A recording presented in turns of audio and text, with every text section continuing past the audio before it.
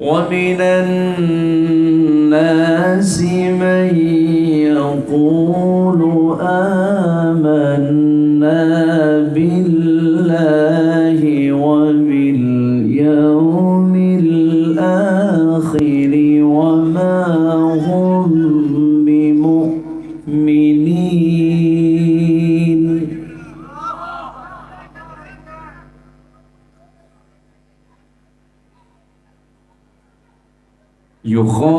يخادعون الله والذين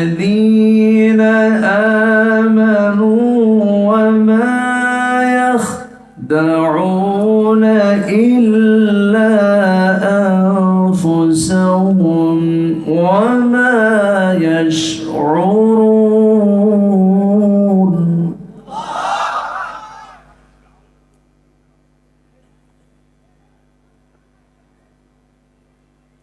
في قلوبهم مرض فزادهم الله مرضا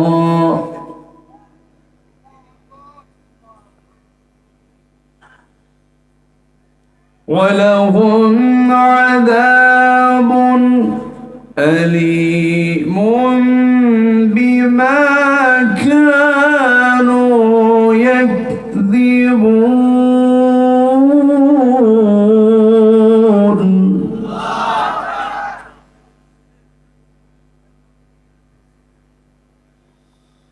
وإذا قيل لهم لا تفسدوا في الأرض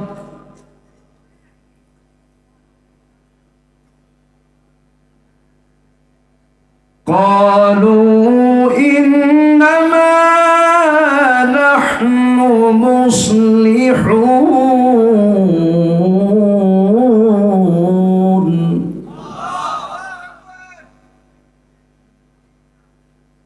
ألا إنهم هم المفسدون ولكن لا يشعرون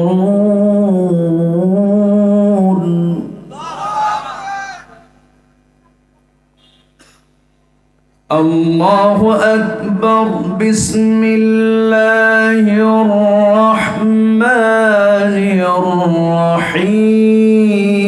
الرحيم إن الله وملائكته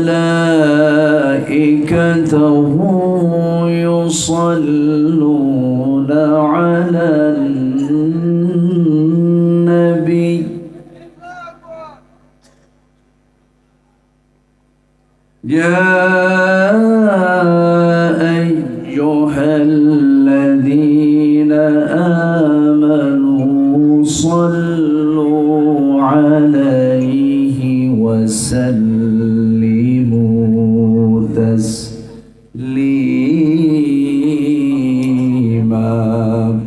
اللهم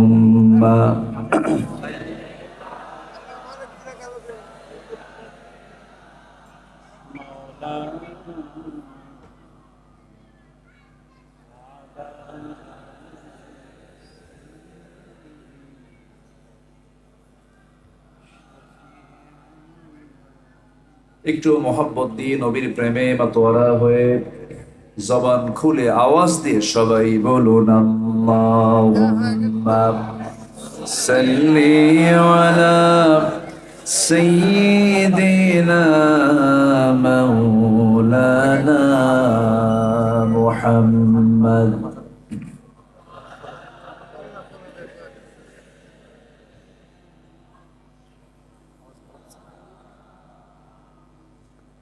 প্রাণের অধিক বেশি যার দাম রহমতাল লিল আলামিন প্রাণের অধিক বেশি যার দাম রহমতাল লিল আলামিন জানো কি তোমরা তাহার নাম রহমতাল লিল আলামিন। অসহায়ের বুকে যে জন গোপনে করে সওয়ার, দুরুদ পড়ে সুবহে ও শাম রহমতাল লিল আলামিন। গরিবেরে আহার দিতেন নিজে হয়ে রোজাদার, নিয়মর ভালোবাসার খাম রহমতাল লিল আলামিন। জানো কি তোমরা তাহার নাম রহমতাল লিল আলামিন। আল্লাহুম্মা সাল্লি আলা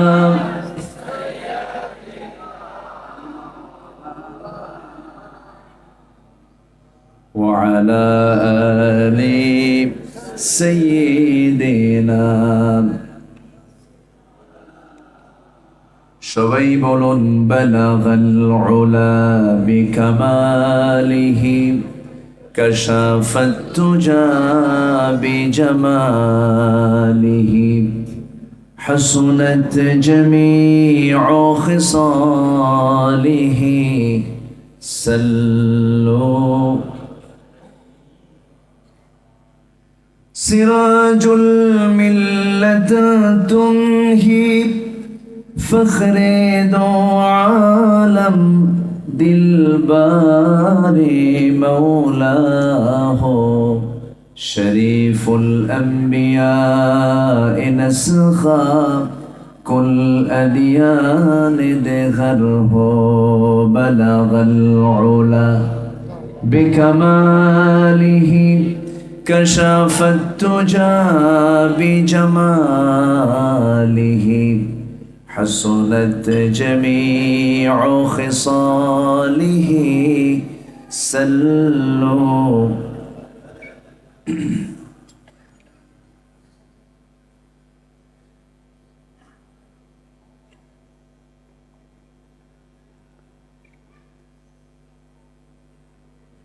পাবনা জেলার সদর উপজেলার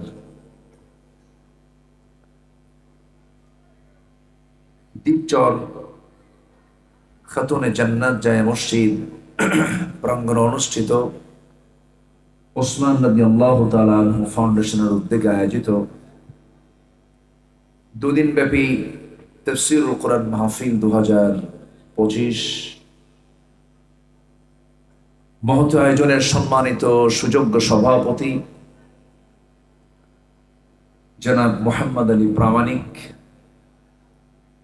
কথা বলেছেন। নন্দিত আলেমে দ্বীন আমার অত্যন্ত কাছের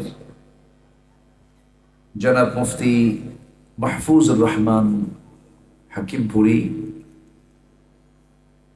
আজকের মাহফিলের বরেণ্য অতিথিবৃন্দ, হাজরাত উলামায়ে কিরাম, ফদলায়ে ইজম, সুশীল সমাজ, জাতির শ্রেষ্ঠ সন্তান, শিক্ষক মণ্ডলী, জাতির বিবেক সাংবাদিক বৃন্দ, মিডিয়ার কর্মী ভাইয়েরা, সামনে উপস্থিত দূরে কাছের বিভিন্ন স্থান থেকে ছুটে আসা কালেমার ঝান্ডাবাহী, তাওহীদের পতাকাবাহী, দ্বীন ইসলামের নরসারদুল বীর মুজাহিদ, সম্মানিত প্রাণপ্রিয় দ্বীনী ভাইরা, আড়ালে বসে আছেন শ্রদ্ধেয়া সম্মানিতা মা বোনেরা। আলোচনার প্রথমেই আনুষ্ঠানিকতার মধ্য দিয়ে আমার পক্ষ থেকে আবারও দিল খোলা সালাম, আসসালামু আলাইকুম ওয়া রাহমাতুল্লাহি ওয়া বারাকাতুহু। সবাই কেমন আছেন? আমাকেও প্রশ্ন করে ফেলেছেন। আল্লাহ তাআলা আমাকে আপনার মতোই, আপনার কাতারেই, আপনার সাথেই বসে রেখেছেন। বলি আলহামদুলিল্লাহ। সম্মানিত হাজিরিন, মহান রব্বুল আলামিনের শুকরিয়া, যে মহান আল্লাহ সুবহানাহু ওয়া তাআলা আমাদেরকে কোরআন শোনার, কোরআনের কাজ করার, দ্বীনের প্রচারের একটি সুন্দর পরিবেশ আমার আল্লাহ উপস্থিত করে দিয়েছে, যা 1.5 বছর আগেও একটি অকল্পনীয়, অসম্ভব ছিল। আমাদের জন্য যিনি সহজ করে দিলেন কোরআন শোনা, জানা, বোঝার জন্য, দ্বীনের প্রচারের জন্য, যার সহযোগিতার মধ্য দিয়ে এই পরিবর্তন আমরা পেয়েছি, সেই মহান রবের শানে বলছি আলহামদুলিল্লাহ।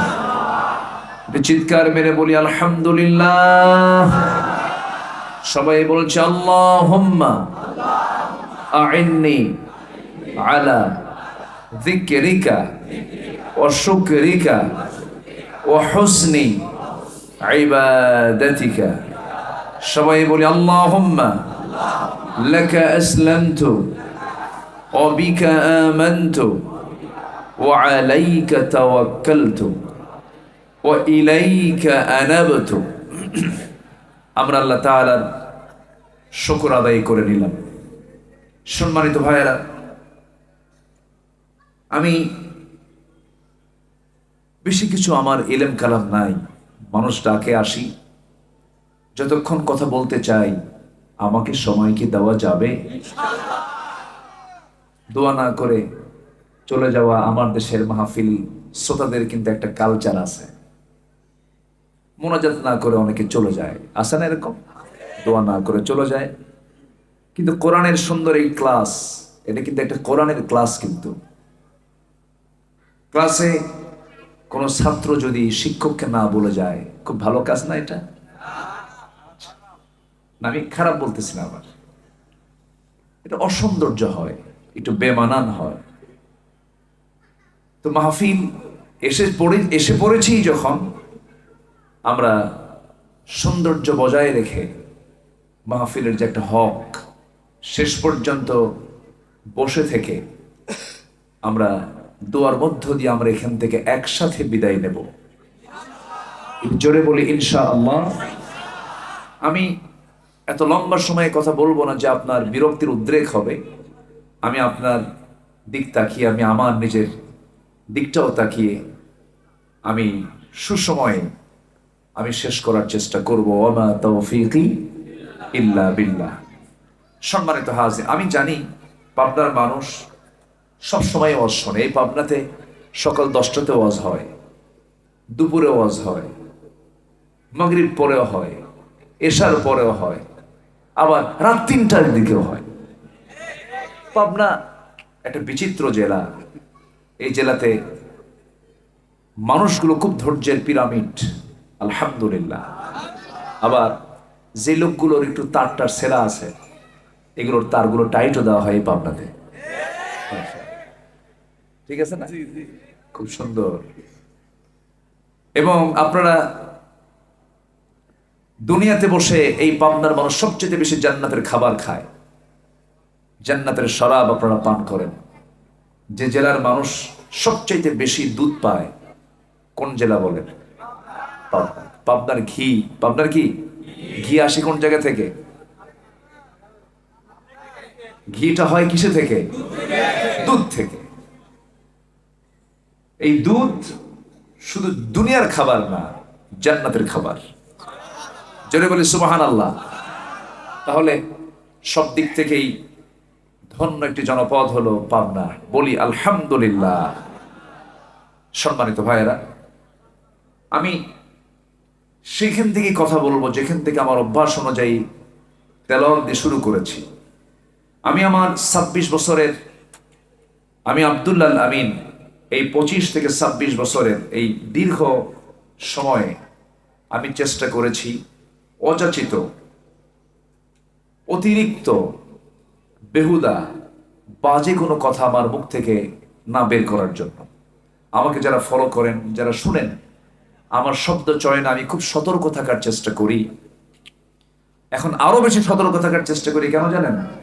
এই যে মিডিয়াগুলো থাকে, কিরামুন কাতিবিন, এরা কি করে জানেন? ওরা খোঁজে 2 ঘন্টার বক্তৃতায় কোন ভুলটা খুঁজে পাওয়া যায়। ঠিক তো কিছুই নেই। তো এই বিষয়গুলো আমাদের মাথায় রেখেই কথা বলা উচিত, আমি এটা মনে করি। কারণ ইমানদারের কথা হবে হলো দলিল লেখকের দলিল লেখার মতো, যেন শব্দ চয়নে চুল পরিমাণ যেন কোনো ভুল না বের হয়। কারণ ওয়াল্লাযীনা হুম আনিল লাগভি মু'রিদুন, মুমিন তো সেই যে তার মুখ থেকে অসঙ্গত বাজে বেহুদা শব্দ যেন তার মুখ থেকে না বের হয়। আফসোস লাগে, এই কয়েকটা দিন মিডিয়াতে আমি লক্ষ্য করছি এক আলেম আরেক আলেমরে গালিগালাজ দিচ্ছে। লক্ষ্য করছেন কিনা আমি জানি না, লক্ষ্য করছি। এটা কেন? যদি কারো মুখ থেকে যদি কোনো খারাপ কথা বাজে কথা বের হয়, ভাবতে হবে ওর মধ্যে মুনাফিকের গন্ধ ঢুকে গেছে। আমরা সতর্ক থাকার চেষ্টা করব, আমার কথায় যেন কেউ আঘাত না পায়, আমার হাতে যেন কারো আঘাত না যায়। আল মুসলিম মান সালিম আল মুসলিমুনা বিল লিসানিহি ওয়া ইয়াদিহি, প্রকৃত মুসলমান তো সেই যার জবান এবং হাত থেকে অন্য মুসলমান নিরাপদে থাকবে। এটাই হচ্ছে প্রকৃত মুসলমানের কাজ। আমরা এগুলো খেয়াল করব, জোরে বলি ইনশাআল্লাহ। সম্মানিত ভাইয়েরা, আমি যেখান থেকে তেলাওয়াত করেছি আল্লাহ তাআলা সেখানে বলছেন কিছু মানুষ আছে, কিছু মানুষ, অমিনান নাস, মানুষের মধ্যে কিছু মানুষ আছে যারা, কারা? যারা বলে আমি ঈমান এনেছি, আখিরাতকে বিশ্বাস করেছি, কিন্তু আল্লাহ বলছেন ওমা হুম বিমুমিনিন, কিন্তু এরা ঈমান আনে না, এরা আসলে মুমিন না। এরকম ধরনের লোক তো মনে হয় বাংলার জমিনে খুঁজে পাওয়া খুব মুশকিল। বাংলার জমিনে কেমন লোক আছে? আসতে বলবেন না, আছে? আছে। বিশেষ করে এই সমস্ত লোকগুলো নির্বাচনের আগে বেশি পাওয়া যায়, বুঝলেন? এরা হলো সিজনাল মুসল্লি, ইলেকশনিক মুসল্লি। এরা ইলেকশন আসে, মাথায় টুপি ওঠে এবং আসরের নামাজ 4 বার পড়ে। আছে কিনা, আছে কিনা বলেন? ওয়ামা হুম বিমুমিনিন, এরা প্রকৃত মুমিন না। এরা একটা ধান্দায়, একটা চিন্তায়, একটা লক্ষ্যে শুধু অভিনয় করে। ঈমানকে অভিনয় দিয়ে না বাস্তবতায়? ঈমানকে অভিনয় দিয়ে হবে না বাস্তবতায় থাকতে হবে? বাস্তবতায় থাকতে হবে। তাহলে আমরা যে আমাদের চলার পথে যে কাজগুলো করছি, কোনো কাজ কি ইবাদতের বাইরে কোনো কাজ আছে? ইসলাম এমন একটি দিনের নাম, নখ কাটবেন কেমনে সে বিধান মনে হয় বাদ পড়েছে। আপনি টয়লেটে যাবেন কেমনে দোয়া মনে হয় নাই। আবার বের হবেন কেমনে দোয়া মনে হয় নাই। রাতের বেলা স্ত্রীর সহবাস করবেন কোন পদ্ধতিতে, এটাও ইসলাম আছে না নাই? ইসলাম সব বলে দিয়েছে। যদি আপনি ইসলাম মেনে চলেন সব কাজ হয়ে যাবে ইবাদত। সব কাজ কি হয়ে যাবে? ইবাদত। এখন এই ইবাদত আমি করলাম কিন্তু কবুল হচ্ছে না, কবুল হলো না, তাহলে কি ইবাদত করে লাভ আছে? তো ইবাদত কবুল করার পথে কিছু অন্তরায় থেকে যায়, কিছু শর্ত থেকে যায়, যে শর্তগুলো পূরণ করলে পরে আমার ইবাদত কবুল হবে, আর যে অকাম কুকাম গুলো আছে এগুলো রাখলে পরে আমার ইবাদত কবুল হবে না। ইবাদত কবুলের কিছু শর্ত আছে। শর্ত হলো 10টা অপকর্ম ছেড়ে দিতে হবে, 10টা অপ্রিয় কাজকে নিজের জীবন থেকে মাইনাস করতে হবে। এর মধ্যে 1 নম্বর হলো মোনাফিকি। মোনাফিকি তো নাই, আসতে বলে আছে, আছে। মোনাফিক কাকে বলে? মুখে এক, অন্তরে আরেক। সামনে দেখলে ভাই আপনার মতো লোকই হয় না, আড়াল হলেই কয় হারামজাদা। আছে এরকম লোক? কি আছে? এরা কি, এরা কি বলেন তো? মুনাফিক। আচ্ছা, এগুলো আলোচনা কি করার দরকার আছে? যেন যে রোগ সমাজে আছে এই রোগগুলো যেন আমরা ট্রিটমেন্ট করতে পারি, এই জন্য আমি পয়েন্টটা আজকে ধরেছি। তাহলে ইবাদত কবুলে যে শর্তগুলো যেগুলো ছাড়তে হবে, 1 নম্বর হলো মুনাফিকে ছাড়তে হবে। আল্লাহ রাব্বুল আলামিন বলেন وَمِنَ النَّاسِ مَن يَقُولُ آمَنَّا بِاللَّهِ وَبِالْيَوْمِ الْآخِرِ وما هم بمؤمنين। মানুষের মাঝে কিছু মানুষ আছে যারা বলে আমি ঈমান এনেছি, পরকালকে বিশ্বাস করেছি, টাকা আছে হজও করে আসছি, টাকা আছে মসজিদ বানায় দিয়েছি, মাদ্রাসা বানায় দিয়েছি, রাস্তাঘাট করে দিয়েছি, ব্রিজ কালভার্ট করে দিয়েছি, জনগণের খেদমত করতেছে, আমি তো ইমানদার। কিন্তু আল্লাহ বলছেন না, সে প্রকৃত ইমানদার এখনো হতে পারে না, কারণ তার মধ্যে মুনাফিকি আছে। আমার বন্ধুগণ, মুনাফিকদের বৈশিষ্ট্য রাসূল বলেছেন, কোন জায়গায় 3টা বলেছেন, কোন জায়গায় 4টা বলেছেন। এর মধ্যে অন্যতম মুনাফিকের লক্ষণ হলো যখন সে কথা বলে মিথ্যা কথা বলে। এমন লোক তো বাংলার জমিনে নাই। মিথ্যা কথা সবচেয়ে বেশি বলে কারা? মুনাফিক তো ঠিকই আছে। কোন শ্রেণী? আলেম ওলামা, শিক্ষক, কারা? নেতারা। দেখেন, দেখছেন, মানে প্যাস আমারে লাগাই দিচ্ছে। আমার কি দোষ আছে? কোন বললেন তো আপনারা? নেতারা মিথ্যা কথা বলে। আসলে কি মিথ্যা কথা বলে? আস্তে বলে বলে বলে বলে। পলিটিক্স, রাজনীতি করতে গিয়ে কি না করে না, কি না বলে না বলেন। সকালে একরকম, বিকেলে আরেক রকম। কিন্তু রাজনীতির চর্চাতে এমন হওয়া উচিত ছিল না। রাজনীতির চর্চা করেছেন মুহাম্মদ সাল্লাল্লাহু মিথ্যা দিয়া।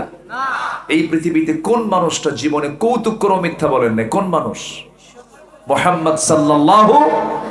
তিনি কি শাসন করেছেন? দেশ চালিয়েছেন? রাষ্ট্র চালিয়েছেন? রাষ্ট্রনায়ক ছিলেন? বিচারক ছিলেন? মিথ্যা কথা কয়া। তাহলে মিথ্যা ছাড়াও দেশ চালানো যায়, মিথ্যা ছাড়াও রাজত্ব চালানো যায়, ইনসাফ ইহসান দিয়ে সমাজ রাষ্ট্র গড়া যায়, যার প্র্যাকটিক্যাল রূপ ছিলেন মুহাম্মদ সাল্লাল্লাহু আলাইহি ওয়াসাল্লাম। কিন্তু দুঃখজনক হলেও সত্য, 54 বছর আমরা যা দেখেছি শুধু মিথ্যাই দেখেছি, ধোঁকাবাজি দেখেছি, প্রতারণা দেখেছি। আমার দেশে নামাজের আইন পাশ না হলেও পাশ হয়েছে মদের আইন, পাশ হয়েছে বেশ্যাবৃত্তির আইন, পাশ হয়েছে সুদের আইন। কিন্তু মুসলমানরাই দেশ চালিয়েছেন, মুসলমানরাই দেশ শাসন করেছেন। তারা মিনিমাম নামাজের বিলটিকেও তারা আনতে পারেন নাই। কারণ আনবেন কেমনে? নিজেই তো নামাজ পড়েন না, মদের বোতল নিয়ে বসে থাকে। কিনা? মদের বোতল নিয়ে যারা বসে থাকে তারা কি মদের আইন বন্ধ করতে পারবে? সব দেখেছি আমরা, দেখলাম তো। আমার দেশের কৃষকরা অশিক্ষিত, চামড়া কালো হয়ে গেছে খাটতে খাটতে, দেশকে আগায় দিল। শ্রমিকরা সীমিত বেতনে শ্রম দিয়ে দেশকে আগায় দিল। প্রবাসীরা পাখির মতো ঝুলে ঝুলে কনস্ট্রাকশনের কাজ করে রেমিটেন্স পাঠায় দেশকে আগায় দিল। সব অশিক্ষিত। দেশকে পিছায় দিয়েছে কারা? যারা দেশটাকে ব্যবসার জায়গা মনে করে, দেশে রাজনীতির নামে সন্ত্রাসী করে, দুর্নীতি করে দেশের টাকা যারা বাইরে লোপাট করেছে, পাচার করেছে, তারাই দেশটাকে আজকে এই পরিস্থিতির মধ্যে ঠেলে দিয়েছে। সম্মানিত ভাইয়েরা, সম্মানিত বন্ধুগণ, আমরা সব দেখে শেষ করেছি। আমরা দেখেছি আইয়ুবের শাসন, শুনেছি মুজিবের ভাষণ, কেটেছেন খাল জিয়া আর চাচা এরশাদের তাল বেতাল, আর মাঝখান দিয়ে চলছে হরতাল আর হরতাল। সব দেখা শেষ। আগামীর দেশকে আমরা দেখতে চাই কোরআনের বাংলাদেশ। রাজি আছেন কারা কারা? হাত উঁচু করে দেখান মুসলমান।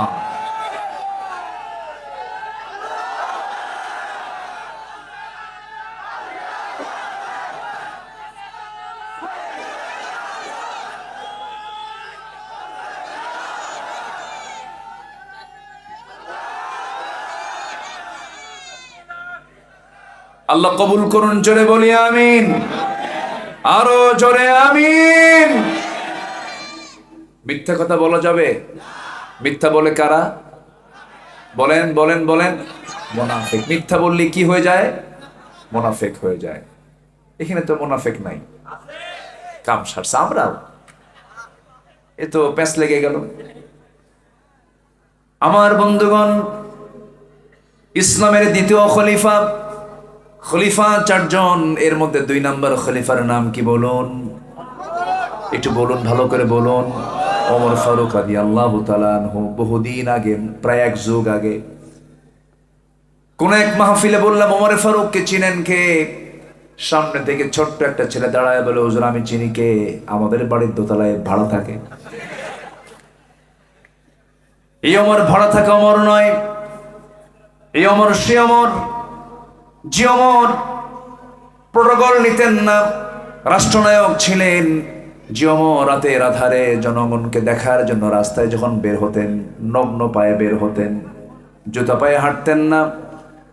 পাথরের রাস্তায় জুতো পায়ে হাঁটলে পরে একটা বড় আওয়াজ হয়ে যাবে, রাতের বেলা আমার নাগরিকের ঘুম নষ্ট হয়ে যাবে। কিয়ামতের দিন আমাকে আসামির কাঠগড়ায় দাঁড়িয়ে আল্লাহর সামনে জবাব দিতে হবে। জনগণের ঘুম যেন নষ্ট না হয়। ওমরে ফারুক রাষ্ট্রনায়ক খালি পায়ে রাস্তায় হেঁটে হেঁটে জনগণকে দেখে বেড়াতেন। জোরে বলে সুবহানাল্লাহ। প্রেসিডেন্ট আসবেন পাবনায়, সারাদিন গাড়ি ঘোড়া বন্ধ। কে আসতে কন কেন? ওমরে ফারুক বললেন, না, জনগণের ঘুম নষ্ট হবে আমার জুতার আওয়াজে, পাথরের সঙ্গে ধাক্কা খাবে না, এটা করা যাবে না। তারা কি শাসক ছিলেন? প্রথম খলিফার নাম কি বলেন? আবু বকর সিদ্দিক রাদিয়াল্লাহু তাআলা আনহু। যেদিন তিনি খেলাফতের দায়িত্ব গ্রহণ করলেন, তার বহু আগে থেকে তার এক প্রতিবেশী ছিলেন, বৃদ্ধা নারী, স্বামী মারা গেছে, বাচ্চা কাচ্চা কেউ নাই, চোখে কম দেখেন, বয়োবৃদ্ধা। একজন নারীর খেদমত করবে কে? প্রত্যেকটা রাত্রিতে, শেষ রাত্রিতে তিনি যেতেন তার ঘরে, তার খাবার দাবার কাপড় চোপড় সব পরিষ্কার পরিচ্ছন্ন করে তিনি সেবা করে চলে আসতেন। যেদিন মহিলার কানে চলে গেছে, বৃদ্ধানের কানে চলে গেছে, আবু বকর খলিফা হয়ে গেছে, তিনি চিন্তায় পড়ে গেলেন, হায় আমার খেদমত করবে কে? দায়িত্বের পরের রাতেও ওই মহিলার দরজায় নক করে ভিতরে ঢুকে গিয়ে বলছে, মা চিন্তা করবেন না, দায়িত্ব আমাকে কখনো আপনার দায়িত্ব পূরণে বাধা হতে পারে না, আমি আপনার খেদমত করেই যাব। সাইয়েদনা ওমর ফারুক মনে মনে চিন্তা করলেন, মনে হয় খেলাফতের দায়িত্ব পালন শুরু হয়ে গেছে, মনে হয় প্রথম খলিফার ওই মহিলার খেদমত করতে পারবেন না, আমি যাই খেদমত করার জন্য। খেদমত করতে গিয়ে দেখেন মহিলাকে নক করলেন, দরজা খুলুন, খেদমত করব আমি। কে খেদমত করে গেছে? মহিলা ভিতর থেকে বলছে, একজন কিছুক্ষণ আগে তোমার আগে খেদমত করে গেছে, আমার খেদমতের কোনো প্রয়োজন নাই। সেই লোকটা কেউ নাই, প্রথম নম্বর খলিফা। একটানা 2 বছর প্রথম খলিফা খেদমত করলেন, ওই মহিলার সেবা শুশ্রূষা করলেন। এরপরে তার ইন্তেকাল হওয়ার পর দ্বিতীয় খলিফা সেই দায়িত্ব গ্রহণ করলেন। তিনি চলে গেছেন মহিলার খেদমত করার জন্য, কিন্তু ওই বুড়ি মহিলা জানেন না, বৃদ্ধা নারী জানেন না প্রথম খলিফা ইন্তেকাল করেছেন। সাইয়েদনা ওমর ফারুক রাদিয়াল্লাহু তাআলা আনহু ওই মহিলার ঘরে গিয়ে সমস্ত খাবার দাবার গুলো সুন্দর করে প্রস্তুত করলেন, ধুয়ে দিলেন, কাপড় চোপড় ধুয়ে দিলেন, চলে আসলেন। মহিলা খেতে বসেছেন খেজুর খেতে নিয়ে, একটা খেজুর খেতে নিয়ে দেখলেন বিচি, খেজুরের মধ্যে বিচি, কামড় লেগেছে দাঁতের সাথে। তখন সঙ্গে সঙ্গে ইন্না লিল্লাহ বলে বলছেন, আহারে আমার মনে আমার আসল খাদেম আবু বকর আর দুনিয়াতে নাই, খাদেম পরিবর্তন হয়ে গেছে। কারণ আমার প্রথম খাদেম আবু বকর যখন আমার খেদমত করতে আসতো, শুধু খেজুরগুলো ধুয়ে দিত না, আমার খেতে যেন কষ্ট না হয়, খেজুরের মধ্যে থাকা বিচিটাও আউট করে আমার জন্য বিচি শুদ্ধ সরাইয়া দিয়ে সহজ করে আমার খাবারের বন্দোবস্ত করে দিত। যেরকম সুবহানাল্লাহ। কি শাসক তারা ছিলেন! তারা কি শাসক শুধু ছিলেন না, খাদেমও ছিলেন, খাদেম ছিলেন। আমরা এমন দৃশ্য কি আমরা বাংলার জমিনে দেখতে চাই? মুনাফিকদের দিয়া না ইমানদারদেরকে দিয়া? ইমানদারদেরকে দিয়া। মুনাফিকের কোনো লক্ষণ থাকা যাবে না। এই ওমর ফারুক একদিন চিৎকার মেরে মেরে কেঁদে কেঁদে এক সাহাবীর সামনে গিয়ে দাঁড়ালেন, বলেন, ভাই হুযায়ফা, দেখো তো তোমার কাছে আমার নবীজি মুনাফিকের যে তালিকা দিয়েছেন সেই তালিকার মধ্যে আমি ওমর বিন খাত্তাবের নামটা আছে নাকি? সাহাবী হুযায়ফা বলেন, ওমর, আপনার কি মাথা খারাপ নাকি? ওমর ফিল জান্নাহ, আপনি তো জান্নাতি মানুষ, আপনার নাম কি মুনাফিকের তালিকায় থাকে নাকি? কেঁদে কেঁদে বলছেন, ভাই হুযায়ফা, আমার মন বলে মাঝে মাঝে আমি যেন মুনাফিক হয়ে গেছি। কি পেরেশান তারা ছিলেন, কি চিন্তায় তারা ছিলেন, ঈমান নিয়ে তারা কত পেরেশান ছিলেন। এই দুনিয়া তো একভাবে পার হবে, কিন্তু ঈমান হারা যদি হয়ে আল্লাহর সামনে দাঁড়ায় সব শেষ হয়ে যাবে।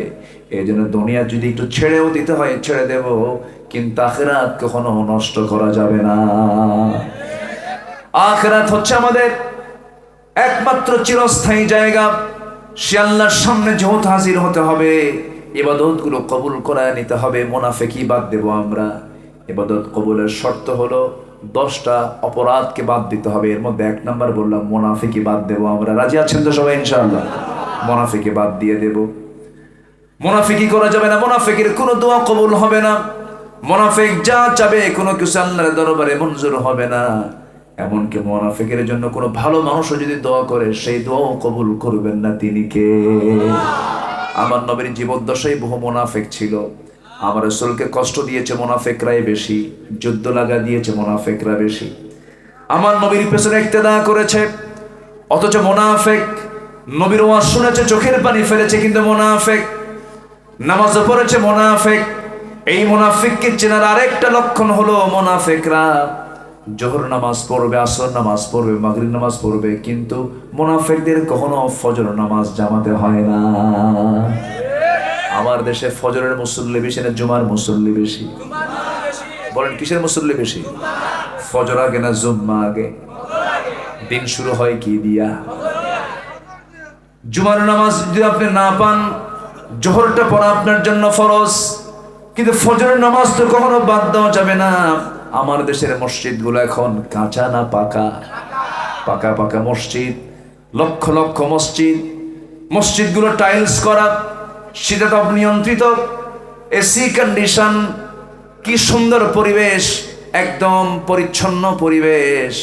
দুঃখজনক হলো সত্য, ফজরের সময় মাঝে মাঝে মুসল্লি খুঁজে পাওয়া যায় না। মোটে মুসল্লি 3 জন, ইমাম, মুয়াজ্জিন, খাদেম। এদের চাকরি না থাকলে এরাও থাকতো না। বাস্তব বলছি ভাইয়েরা, ধরেন দ্বীপচর একটা গ্রাম, গ্রাম না, দ্বীপচর একটা গ্রাম।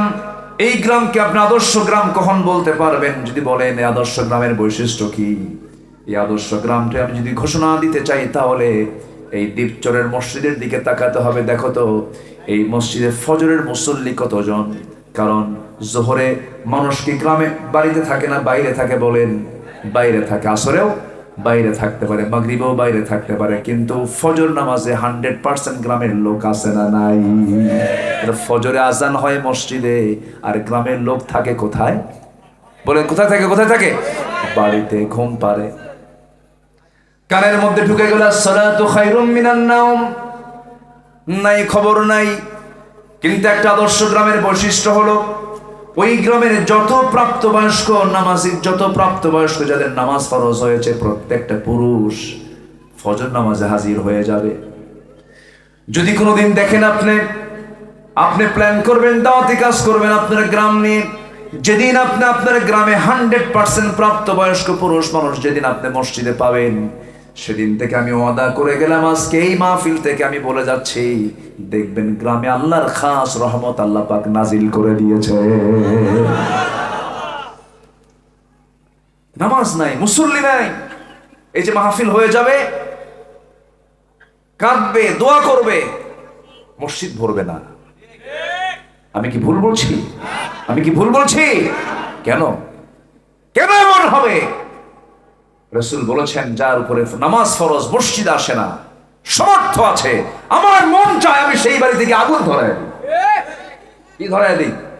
আগুন লাগায় দিই। কি রাগ রাসূল করেছেন, আগুন ধরায় দিতাম যদি ওই বাড়িতে নারী আর শিশু না থাকতো। শয়তান শেষ রাত্রে এসে বান্দার কাছে শিওরে বসে, একদম তাহাজ্জুদের সময় এসে বসে বসে বলে, আলাইকা লাইলুন তাওয়িল, তোমার রাতটা বড় লম্বা। দেখছেন কি ওয়াজ করে, দেখছেন? আলাইকা লাইলুন তাওয়িল, তোমার রাতটা বড় লম্বা, ঘুমাও ঘুমাও। এরকম করে মাথার ভিতরে হাত দিয়ে দেয়, সুন্দর করে আপনাকে সেবা দিতে থাকে। সেবা করতে করতে সে 3টা গিট মেরে যায়। কয়টা গিট মারে? 3টা গিট মারে। গিট মারা বোঝেন তো? গিট মারা কি? গিট গিট্টো না কি বলে এলাকায়? গিরা গিরা। গিট মারা মানে যে দড়ি দিয়ে কি মারে? গিট্টি। আচ্ছা, যেটাই হোক, একটা কয় তো, বুঝে গেছেন তো নাকি? পাবনা। আলহামদুলিল্লাহ, ভাষাগুলো আপনাদের সব জেলা থেকে ভিন্ন ভাষা, দেখলেই টের পাওয়া যায়। পাবনার গেদা সাওয়াল না, এরকম কয় না? মাশাআল্লাহ, আলহামদুলিল্লাহ। খাবুল হয়তো মাহলুকা। আমি এই কথাটা অনেক আগে বলেছি, খুব সুন্দর। হ্যাঁ, আল্লাহ পাবনাকে ইসলামের জন্য কবুল করুন। জোরে বলি আল্লাহুম্মা আমিন। মাওলানা আব্দুস সুবহান সাহেবের নাম শুনেছেন তো? ইয়াং যুবকরা যারা আছো, বইগুলো পড়বা, তার জীবনী পড়বা, ইতিহাস পেয়ে যাবে। কি ত্যাগের জীবন তাদের। যারা পাবনার পুরাতন মানুষ, তার নাম বলে সুবহান মাওলানা, না কি বলে? সুবহান মাওলানা এরকম বলে। এদেশের শুধু নয়, বিশ্ব ইসলামী আন্দোলনের অন্যতম পথিকৃৎ মাওলানা আব্দুস সুবহান আপনাদের কলিজার টুকরা সন্তান, এই এলাকার সন্তান। আল্লাহু আকবার বলে। সবে ক্যাম্পে ছিলেন, তাকে কেমন করে মেরেছে চিন্তা করা যায়? একটা অসুস্থ মানুষ হসপিটালে, হার্টের রোগী, নড়াচড়া করতে পারে না, ডান্ডা বেড়ি পড়ায়া, হাতে হ্যান্ডকাফ লাগায়া ওই অসুস্থ রোগীকে হসপিটালের বেডে তাকে চিৎ করে ফেলে রাখা হয়েছে। আল্লাহ তাআলা পরিবর্তন এমনি করেননি। এই আল্লাহর ওলি যারা ছিলেন, চোখের পানি আল্লাহর দরবারে মঞ্জুর হয়ে গেছে। বাতিলদের সামনে তারা মাথা নত করেননি। আল্লামা সাইদি 25 বছর আগে বলেছিলেন, গাছের গোড়ায় নাড়া দেব, মামু বাড়ি দিল্লি গিয়ে পড়বা। কাঠমান্ডু পড়ছে? বলেন, কাঠমান্ডু পড়ছে? নেপাল পড়েছে, ভুটান পড়েছে, আসামের গুয়াহাটি পড়েছে, ইংল্যান্ড পড়েছে, বার্লিন পড়েছে, জার্মানি পড়েছে, ইতালি, আবার বিয়ে বাড়ি আমেরিকা পড়ছে, তাও পড়ে নাই। কোথাও পড়ে নাই। সাইদি যে নগরের কথা বলেছেন, মামুর সেই দিল্লি গিয়ে পড়ে গেছে। 25 বছর আগের কথা। কিন্তু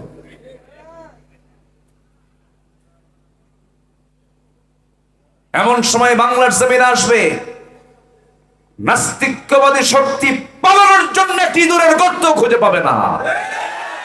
25 বছর আগের বক্তব্য, খুঁজে পায় নাই, কলার পাতায় শুয়েছিল। মুনাফিকি বাদ দিতে হবে। নির্বাচনের আগে টুপি পরবেন, নির্বাচনের আগে হজ করবেন, একে আসরের নামাজ 4 বার পড়বেন, মুখে দাড়ি খোসা খোসা আনবেন, আবার বাঁচার জন্য দাড়ি কাটবেন। এগুলোই হচ্ছে সবচেয়ে বড় মুনাফিকি। ইসলাম মানতে হবে 1 আনা না 16 আনা। 16 আনা ইসলাম মানতে হবে। আমরা ইসলাম নিয়ে থাকতে চাই, বাঁচতে চাই, মরতে চাই। আল্লাহ কবুল করুন। জোরে বলে আমিন। মুনাফিকি করা যাবে না। আমার নবীর জীবদ্দশায় এক মুনাফিকের ইন্তেকাল হলো, মারা গেল। সাহাবী, তার ছেলে, ওই মুনাফিকের ছেলে আবার খুব ভালো সাহাবী ছিলেন। বাপ পড়লে সন্তানের মন কি একটু ভালো থাকে না? কান্না আসে, দয়া মায়া হয় কিনা বলেন? মানুষ তো, কাফের হোক আর মুশরিক হোক, মুনাফিক হোক, বাপ মরলে ছেলের তো একটু কষ্ট হবেই। এই যে ভাই, কই যান? কোনো যাওয়া নেই, বসেন। কোনো নোকটক নেই, বসেন বসেন। একজন দেখলে আরেকজন গেলই তো আমি যাই, এই চিন্তা করে বসেন। আমি খুব খুশি, আমি খুবই আনন্দিত। আমি যখন রাস্তা দিয়ে আসি ভাবি যে রাস্তা তো ফুরাচ্ছে না, ব্যাপারটা কি? অনেক দূর চলে এসেছি, কিন্তু আমি মাহফিলের চিত্র দেখে আমার কলিজা ভরে গেছে। আলহামদুলিল্লাহ, আলহামদুলিল্লাহ। অনেক সুন্দর আপনারা। আমরা সৌন্দর্য শেষ পর্যন্ত আমরা টিকে রাখতে চাই। জোরে বলি ইনশাআল্লাহ। কেউ উঠবেন, একটু বসেন, একটু কাজে লাগান। তাহলে শয়তান গিট মারে কয়টা বলেন? মনে আছে আপনাদের? 1 নম্বর গিট, যদি আপনি ছেড়াতে চান তাহলে রাসূল বলে দিয়েছেন আজান শোনার সঙ্গে সঙ্গে তোমার পিঠটা তুমি বিছানা থেকে পৃথক করবে। 1 নম্বর গিট ছুটে যাবে। সুন্দর করে 4টা ফরজ হুকুম পালন করে 4টা ফরজ অনুযায়ী তুমি সুন্দর করে ওযু বানায় নেবে। 2 নম্বর গিট ছুটে যাবে, নামাজের নিয়তে তুমি প্রত্যেকটা কদম কদম হাঁটবে, 10টা করে নেকি লেখা হবে। নামাজে গিয়ে দাঁড়াবে ওযু বানায়া, বাকি 24 ঘন্টা শয়তান তোমার ধারে পাশে আসার সাহস পাবে না। সবাই কি রাজি আছেন ভাই? কোন দিন থেকে? কোন দিন থেকে? আজকের থেকে, ফজর থেকে। ঠিক আছে, এই কাজটা কখন করে? ফজরের পরে না আগে? আগে। আমরা মনে রাখবো তো? মনে রাখবো তো ইনশাআল্লাহ? মনে রাখবো তো? যদি এই আমলটা করি মাহফিল কবুল হয়ে যাবে। ফজরের নামাজ এটা হচ্ছে সকল নামাজের মূল। এটা ফজর যার ঠিক থাকে তার সব ঠিক থাকে। বুরিকা লি উম্মতি ফি বুকুরিহা, আমার উম্মতের বরকতময় সময় হলো সকাল। জাতি এখন ঘুমায়, আমার দেশের ম্যাক্সিমাম লোক ঘুমায় কি আগের রাতে না শেষ রাতে? আগের রাতে না শেষ রাতে? শেষ রাতে। ওরা দিনে ঘুমায়, রাতে ঘুমায় না। একটা প্রাণী আছে কুত্তা, কুকুর। কুকুর ঘুমায় কি দিনে না রাতে?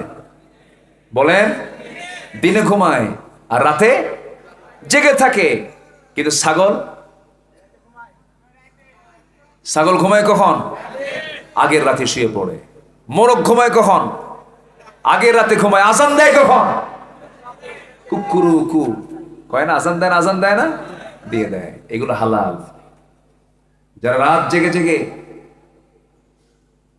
আকাম কুকাম করে বেড়ায় তাদের স্বভাব হলো কুকুরের মতো।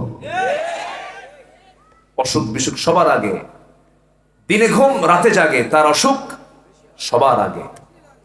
এই জন্য মেডিকেল সায়েন্সের সাথে রাসূল কত আগে বলে দিয়েছেন। আমার রাসূল ঘুমটা কাভার করতেন আগের রাত্রিতে। ঈশার নামাজ পড়ে কোনো কাজ করতেন না, শুয়ে পড়তেন। সম্মানিত ভাইরা, তাহলে শয়তানের কয়টা গিট বলেন তো? এই গিটটা ছুটাতে পারবো তো ইনশাআল্লাহ? এই আমল যেন সবার মনে থাকে আজীবন। জোরে বলি ইনশাআল্লাহ। আমি আল্লাহর কসম করে বলে যাচ্ছি, যার ফজর হবে তার গোটা দিনটা বরকতময় হবে। ফজর কেউ ছাড়বো না। সবচেয়ে মজার নামাজ কিসের নামাজ বলেন? ফজরের নামাজ পড়বো। রাজি আছেন না ইনশাআল্লাহ? আমি এবার মদিনায় গিয়ে ফজরের নামাজে দাঁড়াইছি।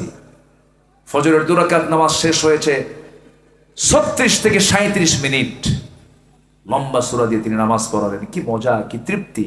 আমার দেশের কোন ইমাম যদি 35 মিনিট ধরে 2 রাকাত নামাজ পড়ে, পাবনায় কি হবে জানি না, তবে আমার এলাকায় বলবে হুজুর নামাজও শেষ, চাকরিও শেষ। যান। তারাবির নামাজ এটা একটা খেলাধুলার মতো, খেলাধুলার মতো। তারাবির নামাজ এত জোরে পড়ে ফেরেশতা কয় আমি বুঝি নাই, এত জোরে পড়ে। আর যেটা আস্তে পড়ে যে হাফেজ মুসল্লি কয় আলশা হুজুর, এই দিয়ে কাম হবে না, একটু মানে তাড়াতাড়ি হুজুর নিয়ে আসো। ঠিক না? নামাজ হতে হবে তাড়াহুড়ো না আস্তে আস্তে? তাড়াহুড়ো না আস্তে আস্তে? বলুন তো, সব কাজে কাজ আগে না ধৈর্য আগে?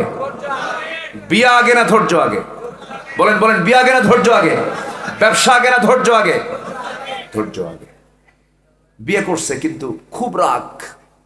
সেদিন এক মহিলা ফোন দিয়ে কয় হুজুর একটা কথা বলি কি? প্রশ্ন, আমার স্বামী না সকালেও তালাক দেয় বিকেলেও তালাক দেয়, আমি কি আসি না নাই? তাহলে এক স্বামী তার এক বউরে সকালেও তালাক দেয় বিকেলেও তালাক দেয়, বলেন তো ওর কি সংসার না রাগ? বলেন সংসার না রাগ? মেয়ে মানুষগুলো সোজা হারে না বাঁকা হারে? আর পুরুষ মানুষ কি হারে? ওরে বাপরে বাপ, আমরা সোজা ভালো, মেয়েরা একটু বাঁকা হার। কিন্তু এই বাঁকা না হলে সংসার হতো না। ওরা সোজা হলে আমরাও সোজা, লাগতো মারামারি। এই জন্য আল্লাহ পাক তাদেরকে বাঁকা করেছেন, আমাদেরকে সোজা করেছেন। আমাদের সামনে কেউ প্রশংসা করলে, পুরুষ মানুষের সামনে প্রশংসা করলে আমরা খুশি হই না, বলি ওর মতলব কি দেখতো। ঠিক আছে না? ও আমার এত প্রশংসা করে কেন? আর মেয়েদের সামনে যদি বলেন আপনার মতো মহিলা হয়ই না, একদম রাবিয়া বস্তির মতো, না না আমি হাসান কি বলে আয়েশার মতো, ওরা প্রশংসা পেলে আরো বেশি খুশি হয়ে যায়। আল্লাহ তাআলা নারীকে এক প্রকৃতি দিয়েছেন, পুরুষকে এক প্রকৃতি দিয়েছেন। পুরুষকে ওই বিষয়টা বুঝতে হবে, তাহলেই সংসার হবে, ঠিক কিনা? যদি না বুঝেন তাহলে তো বুঝতে পারবেন না, সমস্যা হয়ে যাবে, ক্যাসাল লেগে যাবে। এজন্য সকল ক্ষেত্রে আমরা ধৈর্যশীল হব। জোরে বলি ইনশাআল্লাহ, আর জোরে বলি ইনশাআল্লাহ। একজন নবী ছিলেন, একটু রাগী নবী ছিলেন। বলুন তো সেই নবীর নাম কি বলুন তো? মূসা। এই নবীটার ভিতরে একটু ভিন্নতা ছিল। সকল নবী ধৈর্যশীল, আমার নবী তো ধৈর্যের পিরামিড ছিলেন, একদম বিশাল ধৈর্যের মানুষ ছিলেন। রাসূলকে মেরে রক্তাক্ত লাল করে দিয়েছে। জিবরাইল এসে বলে হুজুর সাইজ করি। রাসূল বলেন সাইজ করলে দাওয়াত দেবো কারে? সাইজটা ইসবাত, ওরা বোঝে নাই, মাফ করে দিলাম। জোরে বলে সুবহানাল্লাহ। আর মূসা কয় আল্লাহ তাড়াতাড়ি তুমি গজব পাঠাও, তাড়াতাড়ি শেষ করো। দুইজনই কিন্তু নবী, এক একটা নবীর এক একটা তবিয়ত থাকে। খুব রাগী ছিলেন, রাগের ঠেলায় এক লোককে শাসন করতে নিয়ে থাপ্পুর মারাও সারা, মরে যাওয়া সারা, মরে গেছে।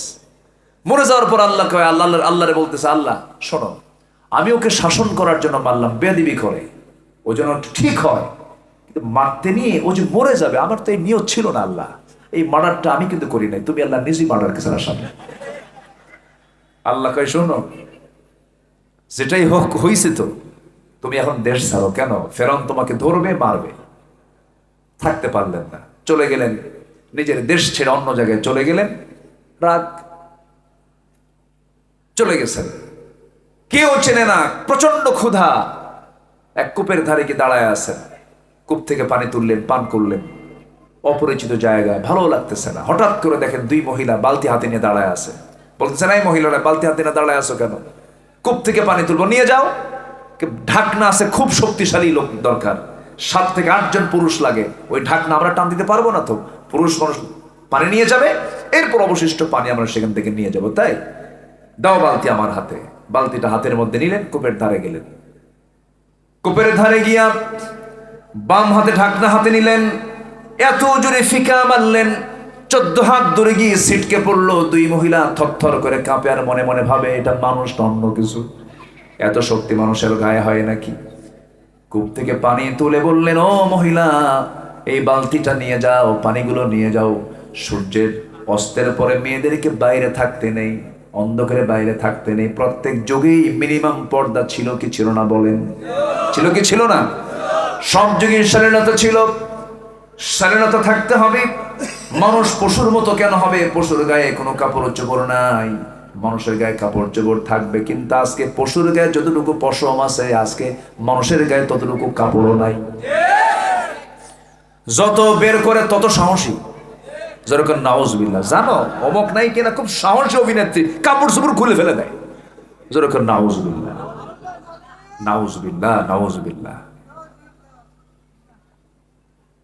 এবার বললেন যাও, চলে যাও। বালতি নিয়ে চলে গেছে বাড়িতে। সময়ের আগেই চলে যাওয়ার কারণে বাপ বলছে, বাপ বৃদ্ধ মানুষ বলছে আমার মেয়ে এত দ্রুত আসলে কেমনে? সময় তো লেগে যায়, বহু অন্ধকার হয়ে যায়। কাব্বা একজন পুরুষের সন্ধান পেলাম, যুবক, চেহারাও সুন্দর, শক্তিশালী, ঢাকনায় হাত দিল, ছিটকে পড়ে গেল। কফিউন আজিজ। এবার বৃদ্ধ পিতা বলছে আমার বড় মেয়ে আগামীকালকে তুমি আবার কূপের ধারে যাবে, ওই যুবককে পাবে, আমার সালাম জানায় বলবে আমি তাকে দাওয়াত দিয়েছি, সেজন্য অবশ্যই আসে। সঙ্গে সঙ্গে কথা শোনার পর বড় মেয়ে পরের দিন চলে গেছে, সালাম জানায় বলছে হে যুবক, আবুনা শাইখুন কাবীর, আমাদের বাপ বুড়া মানুষ, আপনাকে সালাম জানিয়েছেন, আমাদের বাড়িতে আপনাকে দাওয়াত, আপনি যাবেন নাকি? এবার আল্লাহর পয়গম্বর মূসা সে সময় নবী হন নাই, নবুয়ত পান নাই, বলছেন যাবো কেমনে, বাড়ি তো চিনি না আমি, চেনার প্রয়োজন নাই, আমি সামনে সামনে চলবো, আপনি আমাকে ফলো করে আসবেন, আমি ডানে যাবো, আপনি আমাকে ফলো করে ডানে যাবেন, আমি বামে যাবো, আপনি আমাকে ফলো করে বামে যাবেন। মূসা আলাইহিস সালাম চোখটাকে নিম্নগামী করে, মহিলার চোখে চোখে না তাকায় নিম্নগামী করে বলছেন মহিলা শোনো, আমি কিন্তু এমন পুরুষ নই যে পুরুষটা নারীর পিছনে হেঁটে হেঁটে যাবে, আমি তো পুরুষ জাত, আমি থাকবো সামনে, নারী থাকবে পিছনে, আমার চোখের পর্দা হবে, পিছনে থাকলে পরে আমার চোখের গুনাহ হয়ে যাবে। চোখের জেনা হয়ে যাবে। আমি সামনে সামনে চলবো, তুমি পিছে পিছে আসবে। বিগত 16 বছর এই জাতি ছিল, এই জাতি, এই দেশের মুসলমান ছিল পুরুষের পিছে না নারীর পিছে? আরো থাকবেন? আর থাকবেন? যা করছি করছে, আর করব না। ইমাম পৃথিবীতে পুরুষ না নারী? পৃথিবীতে সব মুসলিম ইমাম পুরুষ না নারী?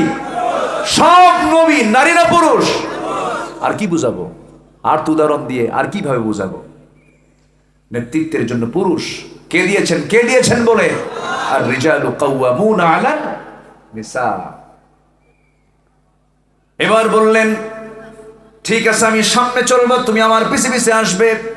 কোনো কথা বলা যাবে না, নিক্কণ সুরে কোনো মজা করে কোনো কথা বলতে পারবা না। মহিলা তুমি পরনারী, শুধু 2টা শব্দ তোমার বলা জায়েজ।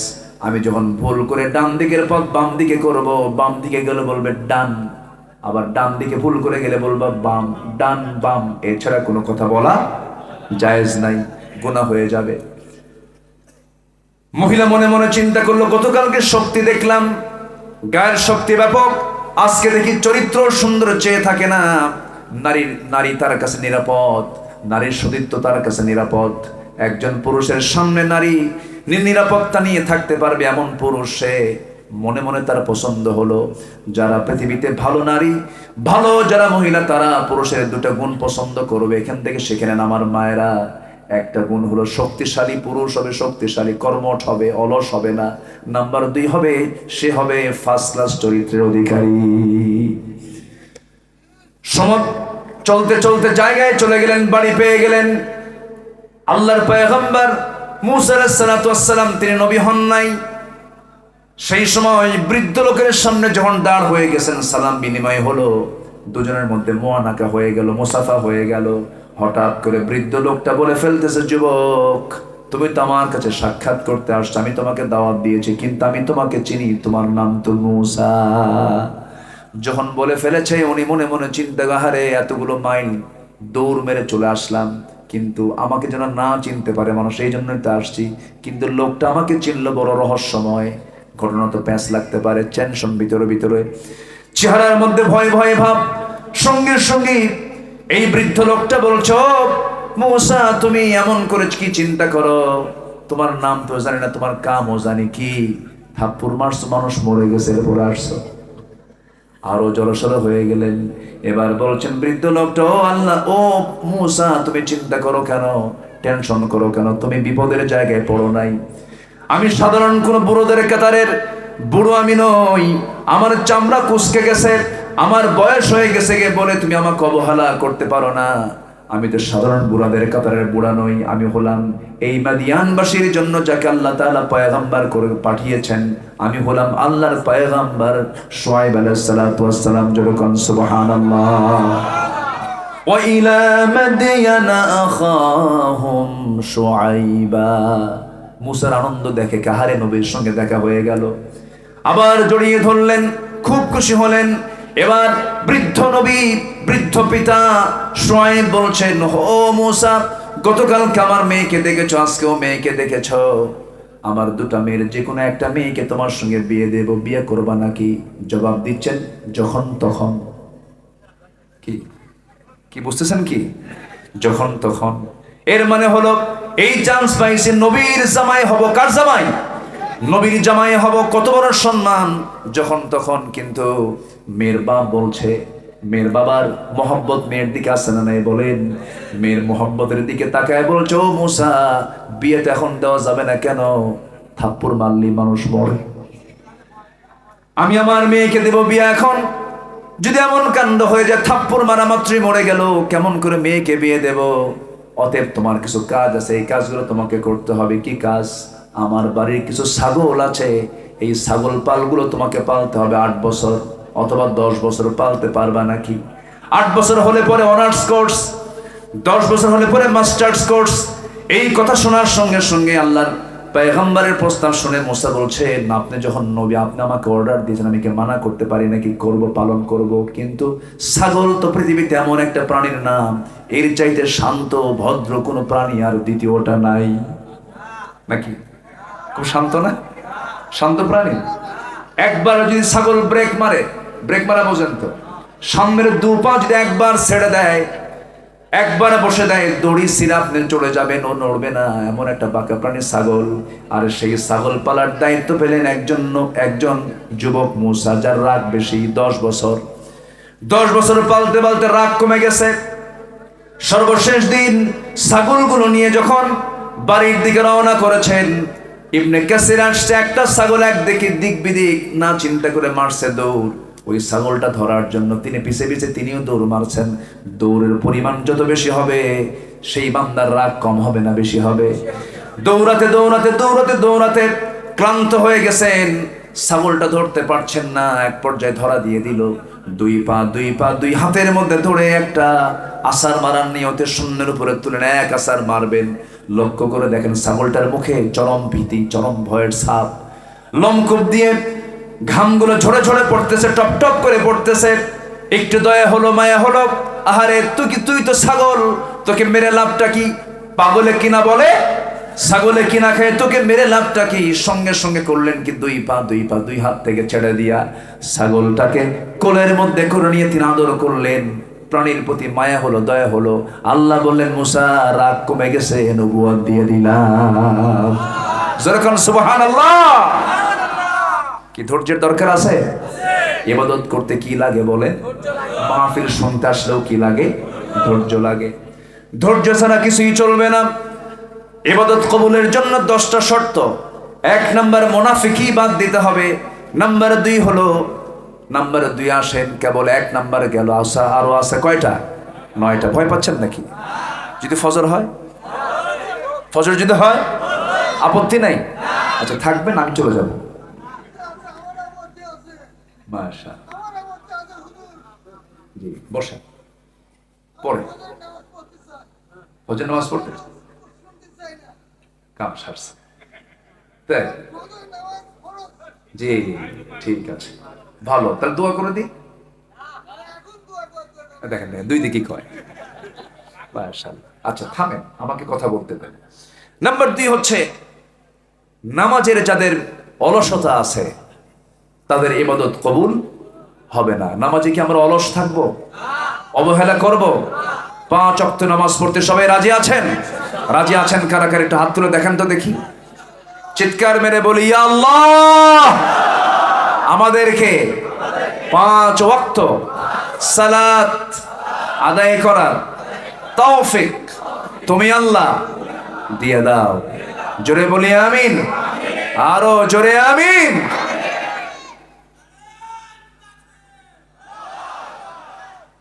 এটা আবার কি হলো? আচ্ছা, এই যে মুরব্বী যাচ্ছে কেন? বসেন, আমি ধরে ফেলতেছি তো সবাইকে, কেউ যাবেন না। আমি খুবই খুশি, আলহামদুলিল্লাহ। আপনারা অনেক ভদ্র, শান্ত। আল্লাহ আপনাদেরকে কবুল করুন, জোরে বলি আমিন। সাথে আমারও কবুল করুন, জোরে বলি আমিন। নামাজে আমরা কি যত্নশীল হব? বলেন, যত্নশীল হব তো ইনশাআল্লাহ, না অলসতা দেখাবো? যত্নশীল হব। আল্লাহ রাব্বুল আলামিন বলেন, ধ্বংসকার, আল্লাহ রাব্বুল আলামিন ধ্বংসকার তা ভয়ঙ্কর ভাবে জানাচ্ছেন। ফাওয়াইলুল লিল মুসাল্লিন আল্লাযীনা হুম আন সালাতিহিম সাহুন আল্লাযীনা হুম ইউরাউনা ওয়া ইয়ামনাউনাল মাউন। জোরে বলুন আল্লাহু আকবার। ধ্বংস হোক ওই সমস্ত মুসল্লির যারা অবহেলা করে নামাজ পড়ে, লোক দেখানো নামাজ পড়ে, তাদের ধ্বংস হয়ে যাক। আসুন আমরা নামাজটাকে সুন্দর করার চেষ্টা করি, নামাজে যত্নশীল হই। সাহাবীদের নামাজের দিকে একটু তাকানোর চেষ্টা করি, সাহাবীরা কি মনোযোগ দিয়ে নামাজ পড়েছেন। আমার বন্ধুগণ, কোন এক সীমান্ত প্রহরায় 2 সাহাবীকে রাসূল নিয়োগ করলেন, আব্বাস এবং আম্মার। সীমান্ত প্রয়োগে সীমান্তে যাদেরকে দায়িত্ব দিলেন, দুজন দাঁড়িয়ে দাঁড়িয়ে একজন হঠাৎ করে বলে ফেলতেছে, ভাই আমার ঘুম পাচ্ছে, আমি একটু ঘুমিয়ে পড়লাম। আম্মার তিনি ঘুমিয়ে পড়লেন, আব্বা তিনি দাঁড়ায়া শত্রু গতিবিধি লক্ষ্য করছিলেন। এমন সময় হঠাৎ করে তার মনে হলো, খামাখা এই শেষ রাত্রিতে ওযু বানায় নামাজ না পড়ে আমি কি করছি, খামাখা দাঁড়ায়া থেকে লাভ কি? সময়টিকে কাজে লাগালেন, ওযু বানায় নামাজে দাঁড়ালেন। নামাজ শুরু করার সঙ্গে সঙ্গে শত্রুর নজরবন্দি হয়ে গেছেন। সাহাবী দূর থেকে তীর মেরে দিয়েছে তাকে লক্ষ্য করে। নামাজের ভিতরে ডান পায়ে তীর ঢুকেছে, নামাজ ছাড়তেছেন না। ওই অবস্থায় এক রাকাত পড়লেন, আবার দাঁড়ালেন, আরেকটা তীর এসে বাম পায়ে লেগেছে, রক্তগুলো গড়ে গড়ে পড়ছে। ঘুমন্ত সাহাবী জাগা পেয়ে বলছেন, ভাই আব্বাস কি করতেছো? শত্রু তোমাকে টার্গেট করে ফেলেছে। কিচ্ছু বললেন না। ওই রক্তাক্ত দেহ নিয়ে রুকু করলেন, সেজদা দিলেন। সম্পূর্ণ করার পর এবার বলছে, ভাই আম্মার, নামাজের মধ্যে আমি টের পেয়েছি শত্রু আমাকে অ্যাটাক করে ফেলেছে, কিন্তু আমার মন চাচ্ছিল নামাজের মধ্যে যদি আরেকটা তীর আমার বক্ষ ভেদ করে দিত, মুহাব্বতের নামাজ আমি কখনো ছেড়ে দিতাম না। যেরকম সুবহানাল্লাহ। নামাজে মনোযোগিতা আনতে হবে, নামাজের ভিতরে খুশু খুশু ভাব নিয়ে আসতে হবে, নামাজের মধ্যে যত্নশীল ভাবটা নিয়ে আসতে হবে। আমার বন্ধুগণ, সাইয়েদনা আলী যুদ্ধের ময়দানে যুদ্ধ করতে গিয়ে পায়ের মধ্যে তীর ঢুকেছে, সেই তীরটা কেউ বের করতে পারে না। সাইয়েদনা আলীর ব্যাপারে সাহাবীদের কাছে পরামর্শ চাওয়া হলো, হুজুর আমাদের আলী তো চরম কষ্ট পাচ্ছে, কি হয়েছে? পায়ের মধ্যে তীর, সেই তীরটা বের করা যায় না। রাসূল বলছেন, ও আমার সাহাবীরা, আমি তো জানি আমার আলীর নামাজের মনোযোগিতা কেমন।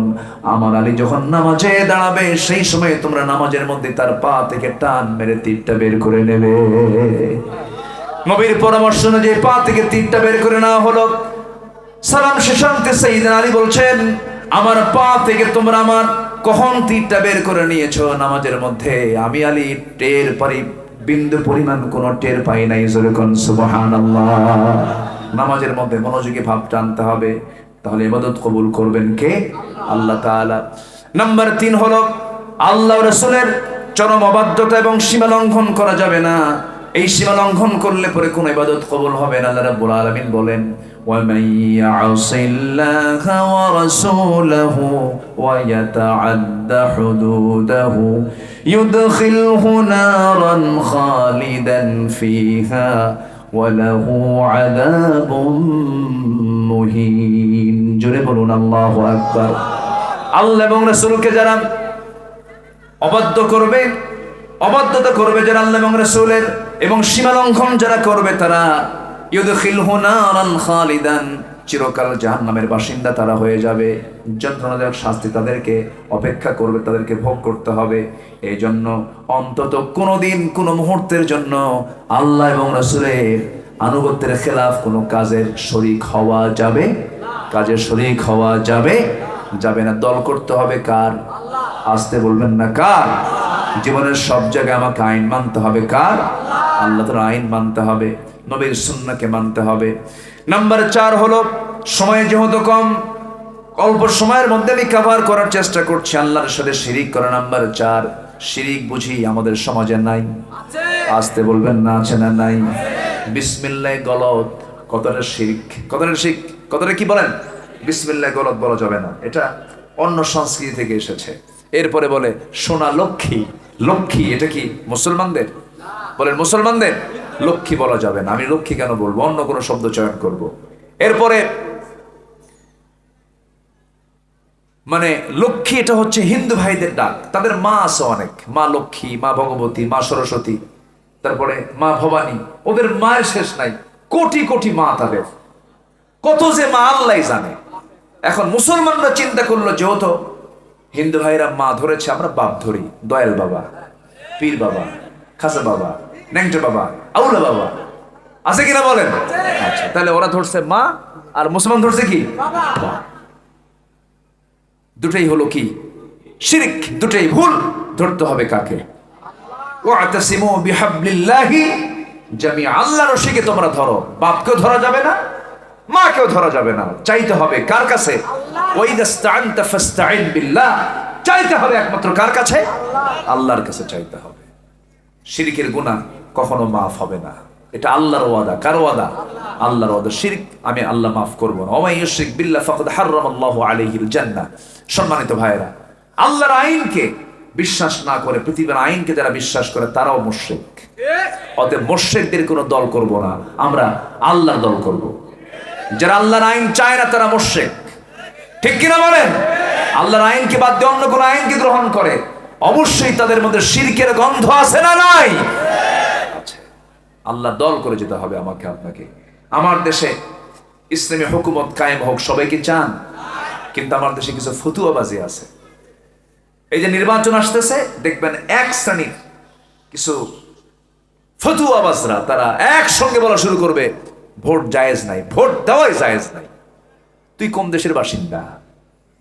তুই যে ফতুয়া দিলি, তুই কোন টাকা ব্যবহার করিস? কোন দেশের তুই নাগরিক? কোন আইডি তোর? তোর যে আইডেন্টিটি কার্ড, এটা কার? তুমি দেশের নাগরিক হয়ে দেশের সমস্ত ফ্যাসিলিটি ভোগ করো, আবার বলো ভোট দেওয়া জায়েজ নাই। এরকম সিজনাল কিছু ফতুয়াবাজি আছে না নাই? বলেন তো আছে না নাই? আছে। শুধু বলে এটা হারাম, ওটা হারাম, ওটা হারাম, সব খেলে হারামি। আমার মনে হয় ওদের একটা কিতাবের নামে আছে কিতাবুল হারাম। ওগুলোর দিকে তাকাবো না আমরা। আমরা চাই এই দেশ সন্ত্রাস মুক্ত হোক, চাঁদাবাজ মুক্ত হোক। এমন দেশকে আপনারা গড়তে চান? সবাই কি করতে চান?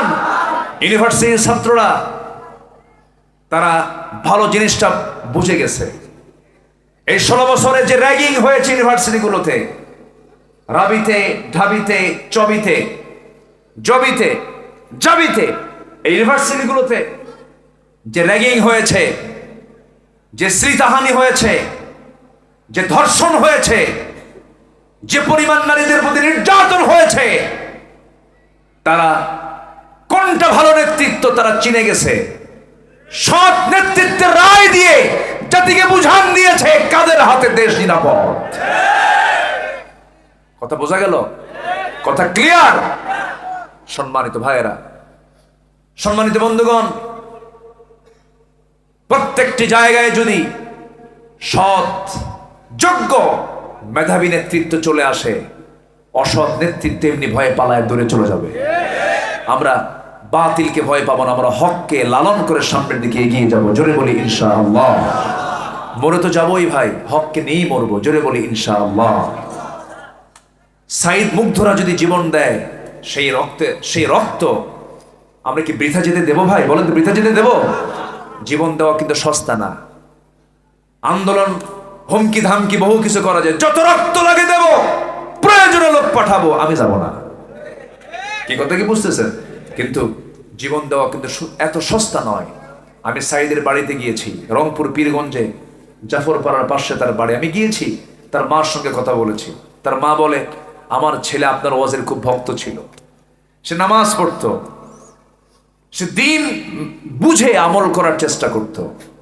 এই সাইদ বুকটা উঁচু করে জাতিকে দেখিয়ে দিয়েছে বাতিলের মোকাবেলা কেমন করে করতে হয়, এবং বিশ্ব মানুষের বিবেকে নাড়া দিয়েছে যে বাংলাদেশে একটি বাতিলকে উৎখাত করার জন্য দেশের যুব সমাজ কেমনে অ্যাক্টিভ হয়ে সামনের দিকে এগিয়ে যেতে পারে।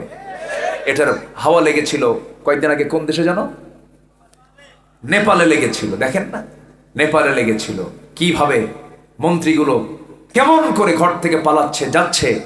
সম্মানিত ভাইয়েরা, জুলুমের অবসান ঘটায় দেন কে? আল্লাহ। আসতে বলেন, কে ঘটায় দেন? কে ঘটায় দেন? অতএব ইতিহাস থেকে শিক্ষা নেওয়ার দরকার আমাদের আছে না নাই? আছে। নাম্বার 5 হলো, সামনে পেছনে যারা নিন্দা করে তাদের কোনো দোয়া কবুল হবে না। আছে না এরকম লোক? আছে না? ওর মুখে ভালো প্রশংসাই নাই। একটা মানুষের ভিতরে কি ভালো গুণ থাকে, মন্দ গুণ থাকে। আমরা খুঁজবো কি ভালোটা না মন্দটা? ভালোটা। ভাই ও লোকটা না এই জিনিসটা খুব ভালো, আর মন্দটা মুখ থেকে বের করবো না। কারণ অন্যের মন্দটা আমি যদি আড়াল করি, আমার মন্দ আমার আল্লাহ আড়াল করবে। যেরকম সুবহানাল্লাহ, মান সাতারা মুসলিমান সাতারাহুল্লাহু ইয়াওমাল কিয়ামা। আমার বন্ধুগণ, ধ্বংস হোক কার? ওয়াইলুল লিকুল্লি হুমাযাতিল লুমাযাতিনিল্লাযী জামা'a মালান ওয়া 'আদ্দাদাহ ইয়াহসাবু আন্না মালাহু আখলাদাহ। ধ্বংস হোক তার যারা সামনে নিন্দাকারী, পিছনে গীবতকারী, তাদের ধ্বংস হয়ে যাক, তাদের দোয়া কবুল হবে না। নাম্বার 6 হলো আল্লাহকে ভুলে থাকা এবং মন্দ কাজের আদেশ করা। এই সমস্ত চরিত্র যাদের, তাদের কোনো দোয়া কবুল হবে না। আল মুনাফিকুনা ওয়াল মুনাফিকাতু বা'দুহুম মিন বা'দ ইয়া'মুরুনা বিল মুনকারি ওয়া ইয়ানহাউনা আনিল মা'রুফ।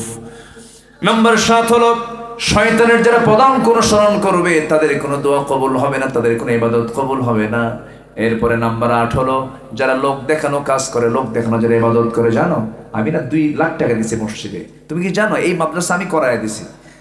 এই কোন বক্তা ওয়াজ করে আমার নামটা যেন ভালো করে উচ্চারণ করে, যেন সবার কানে যায় অমুক হাজি এত টাকা দান করছে। এরকম লোক আছে না নাই? এইরকম যারা লোক দেখানো, মানুষকে দেখানোর জন্য, মানুষকে খুশি করার জন্য যায় নামাজ নিয়ে গিয়ে প্রথম কাতারে বসে, সবাই যেন তাকে দেখে নেয় সহজে সেক্রেটারি নামাজ পড়তে আসছেন। না না, এমন করে যারা নামাজ পড়বে আল্লাহ রাব্বুল আলামিন বলছেন এমন ইবাদত আল্লাহর দরবারে মঞ্জুর হবে না, আল্লাহর দরবারে গ্রহণযোগ্য হবে না। ইবাদত কবুলের শর্ত হলো সম্পূর্ণ করতে হবে কার খুশির জন্য। নাম্বার 9 হলো যারা কুফরি করবে তাদের কোন ইবাদত আল্লাহর দরবারে মঞ্জুর হবে না। ইন্নাল্লাযীনা কাফারু লান তুগনিয়া আনহুম আমওয়ালুহুম ওয়ালা আওলাদুহুম মিনাল্লাহি শাইআ ওয়া উলাইকা হুম ওয়াকুদুন নার। জোরে বলুন আল্লাহু আকবার। কুফরি যারা করবে তাদের কোনো ইবাদত আল্লাহর দরবারে মঞ্জুর হবে না। সর্বশেষ নাম্বার 10 হলো আল্লাহর সাথে যারা মিথ্যা দৃঢ় অঙ্গীকার করে আবার তা অবজ্ঞার সাথে ভঙ্গ করে। আল্লাহর সঙ্গে ওয়াদা করেছে এবং তারপরে আবার অবজ্ঞার সঙ্গে ভঙ্গ করবে যারা, অর্থাৎ ওয়াদা ভঙ্গকারী লোক কোনোদিন জান্নাত পাবে না।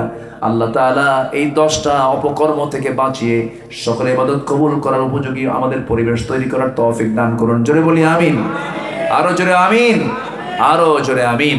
সম্মানিত ভাইয়েরা, সম্মানিত বন্ধুগণ, আমরা চূড়ান্ত লেভেলকে ক্রস করতে চাচ্ছি না। ফজরও হোক ওয়াজও হোক, ঠিক কিনা বলেন? ফজরও হোক ওয়াজও হোক। ফজর পড়বেন কারা কারা? আবার দিকে হাত তোলেন। ফজর পড়বেন কারা কারা? জোরে বলি ইয়া আল্লাহ, আজকের ফজর থেকে আমৃত্যু 5 ওয়াক্ত নামাজ পড়ার তৌফিক দাও। জোরে বলি আমিন। বাড়ির বউ যদি নামাজ না পড়ে কি করবেন? একজন কাছে খাইতে বাড়ি মারবো, এটা কোনো কথা? বউ মনে পেটার জিনিস নাকি? এরকম করে কথা বললে হয় বলেন তো? পিটলে মানুষ ভালো হয়? সুন্দর করে বুঝাবেন, বলবেন শোনো এক ছাদের নিচে আসি, জান্নাতে আমরা একসঙ্গে বাজার করব, নামাজ পড়ি চলো। কে বলছে আমার বউ আপনার বউ শুনবে না কথা? এই দেশের বউরা খুব ভালো তো, স্বামী দুষ্ট। এই জন্য আমরা আমাদের বোনের মাঝে, স্ত্রীর মাঝে, সন্তানদের মাঝে আমরা দাওয়াতি কাজ করব। জোরে বলি ইনশাআল্লাহ। প্রত্যেক পরিবারে 3টা কাজ ডেইলি কম্পালসারি রাখতে হবে। কয়টা কাজ? 3টা কাজ। শুনে নেন, সব বাড়িতে বলে দিলাম, এটা কার্যকর করবেন। নাম্বার 1 হচ্ছে তেলাওয়াত। কি বলেন তো? কিসের তেলাওয়াত? যতগুলো সদস্য আছে শুধু 5 বছর বাদে। কয় বছর বাদে?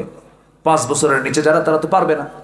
এরা বাদে 6 বছর থেকে নিয়ে বুড়া পর্যন্ত প্রত্যেক সদস্য সকালবেলা আগে কি হাতে নেবে বলেন? কি হাতে নেবে? কোরআন। এটা বাধ্যতামূলক করবেন।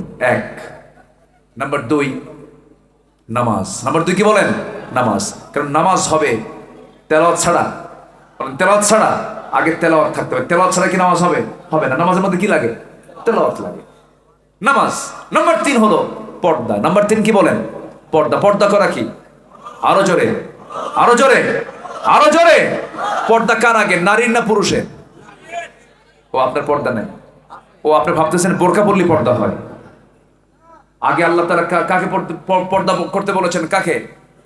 নারী না পুরুষকে? ইয়াগুদ্দু মিন আবসারিহিম। পুরুষ আগে পর্দা করবে, এরপরে মহিলা। মহিলা দেখতে ইচ্ছা হয়? সুন্দরী নারী দেখতে ইচ্ছা হয়? কিচ্ছু কয় না, মনে হয় সব ফেরেশতা বসে আছে। দেখতে ইচ্ছা হয়? যদি হয় তাহলে ভাববো পুরুষ, আর যদি না হয় তাহলে পুরুষ না। বলেন হয়, ইচ্ছা হয়? দেখেন আওয়াজ এখন বলা হয়ে গেছে। ইচ্ছা হয়, কিন্তু ইচ্ছা হলেই কি তাকানো যাবে? তাকানো যাবে না। কেন তাকানো যাবে না? তাকালেই হারাম হবে। কিন্তু নিজের স্ত্রীর দিকে তাকালে কি হবে? সওয়াব হবে। তাকান, বিয়ে শাদী করে তাকান, কোনো সমস্যা নেই, যত ইচ্ছা তাকান আপনি। আল্লাহ পাক আপনাকে তার জন্য এবং তাকে আপনার জন্য টোটাল জায়েজ করে দিয়েছেন, কোনো সমস্যা নেই। যেরকম সুবহানাল্লাহ। কিন্তু অন্যের বউ না নিজের বউ, এটা যেন মনে থাকে। এটা মনে থাকলে হবে। আল্লাহ পাক মনে রাখার তৌফিক দান করুন। জোরে বলি আমিন। দুলা ভাইয়ের হুন্ডায় কখনো শাড়ি চড়বে না। ঠিক কিনা? দেবরের সামনে কখনো ভাবি দেখা করবে না। এগুলো এগুলো হচ্ছে মালাকুল মউত, মারাত্মক ডেঞ্জারাস জিনিস। বেড়া ক্ষেত খায়। কি ক্ষেত খায়? বেড়া ক্ষেত খায়। দুলাভাইয়ের হোন্ডায়, দুলাভাই চালাচ্ছে হোন্ডা, শালিকে বলে ওঠ না, দুলাভাই ওঠ, জোর করে উঠায় দেয়। ভাবে দুলাভাই মানুষ না উঠলে কেমন মনে করে, কি যেন মনে করে। উঠছে হোন্ডায়, একটু পিছনেই বসছে, মাঝখানে গ্যাপ রাখছে যেন গায়ের সঙ্গে গা না লাগে। কিন্তু সামনে যে দুলাভাই এমন ব্রেক মারছে, এক ব্রেকে গ্যাপ পূরণ। গ্যাপটা পূরণ করার সুযোগ দেওয়া যাবে না। এগুলো আমার মা বোন খুব সতর্ক থাকবেন, যেন খালাতো ভাই, চাচাতো ভাই, মামাতো ভাই, দুলা ভাই, এগুলোর সঙ্গে যাদের 100% পর্দা আছে, ওটাই হচ্ছে আসল পর্দার পরিচয়। বোরকা পরলে শুধু পর্দা হয় না, বোরকার আড়ালে বহু দুষ্ট মহিলাও আছে না নাই? ওরা কি পর্দার জন্য বোরকা পরে, না দুষ্টামির জন্য বোরকা পরে? আর বোরকা পড়তে হবে কিসের জন্য? পর্দার জন্য। আল্লাহ পাক কবুল করুন। জোরে বলি আমিন, আরো জোরে আমিন। 11:58 বাজে, আর 2 মিনিট সময় আছে, 12টা বাজবে। আসুন আমরা সময়টা ক্ষেপণ না করে আমরা সোজা চাইবো এখন কার দরবারে? আল্লাহর দরবারে। সবাই নামাজের মতো করে বসি, নামাজের মতো করে বসি। তাশাহুদের সূরাতে বসে আমরা আল্লাহর কাছে একটু চাবো, আল্লাহ যেন আমাদের গুনাহগুলোকে মাফ করেন। ও আচ্ছা, ঠিক আছে। মা বোনদের কাছে আমি একটু আরজ রাখবো, কেউ যাবেন না। আমি এতটাই প্লিজড হয়েছে আপনাদের কাছে, আমি অত্যন্ত মানে চিরকৃতজ্ঞ। আপনারা আমার কথাটা শুনেছেন, শেষ পর্যন্ত একটা লোক ওঠেন নাই, বসে বসে আলোচনাগুলো শুনেছেন। আল্লাহ আমাদের আমল করার তৌফিক দান করুন। চাদর যাচ্ছে, ব্যাগ যাচ্ছে, আমরা সবাই যে যা পারি কম বেশি আমরা দেওয়ার চেষ্টা করবো। জোরে বলি ইনশাআল্লাহ। জিকির করে সুবহানাল্লাহ, দোয়া করে যাব আমরা একসঙ্গে বসি। জি, মোহাম্মদ খা ক্যান্সার আক্রান্ত, তিনি দিয়েছেন 5,000 টাকা। আল্লাহ কবুল করুন, নিকনিত মঞ্জুর করুন, আব্বা আম্মাকে মাফ করুন। রংধনু মাইক সার্ভিস আমার আল্লেখ ভাই, জি আলহামদুলিল্লাহ, আল্লাহ তুমি তার সার্ভিসকে তুমি আল্লাহ কবুল করো। রংধনু এই কোম্পানিকে তুমি আল্লাহ দয়া করে কবুল আর মঞ্জুর করে না। জি, আর কে আছেন? হ্যাঁ, বকুল ভাই আয়োজক, মারা গেছে। জি, হুন্ডা চালায়, কি না, জয়। আল্লাহ তুমি তার মৌতকে শহীদে মৌত হিসেবে কবুল করে নাও। 1 অক্টোবর ইন্তেকাল করেছে, 1 অক্টোবর। আমি দেখে এসেছি, ব্যানার ছিল।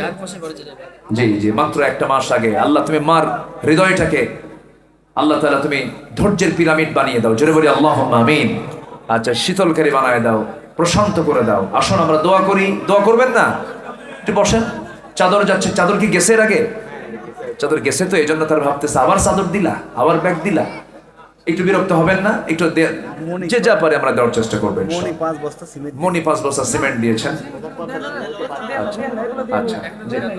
আচ্ছা, যা আছে। জি, আচ্ছা। সেলিম মল্লিক লাড্ডু ভাই, সৌদি প্রবাসী, তিনি দিয়েছেন 60,000 টাকা। জোরে বলি মারহাবা। আল্লাহ কবুল করুন, নিকনিত মঞ্জুর করুন, আব্বা আম্মাকে মাফ করুন। আচ্ছা, এরপরে এখানে কি ইটালি পাড়া আছে? ইটালি পাড়া কই?